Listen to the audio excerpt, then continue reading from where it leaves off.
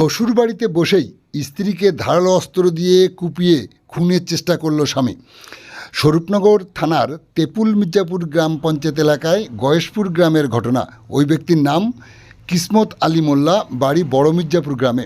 Police সূত্রে জানা যায়, গত 24শে এপ্রিল শ্বশুরবাড়িতে যায় স্ত্রীর সাথে দেখা করতে।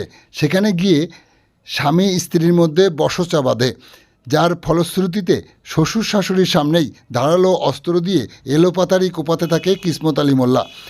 এক পর্যায়ে এসে মাটিতে লুটিয়ে পড়ে। প্রতিবেশীরা ছুটে আসলে কিসমত পালিয়ে যায়।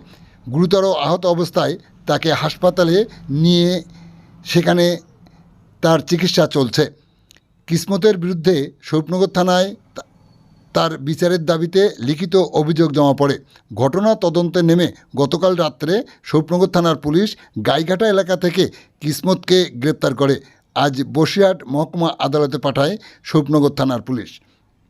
আপনারা দেখছেন সেই বিশেষ মুহূর্তের ধারণকৃত ভিডিও চিত্র আজকের স্বরূপনগরের ক্যামেরায়।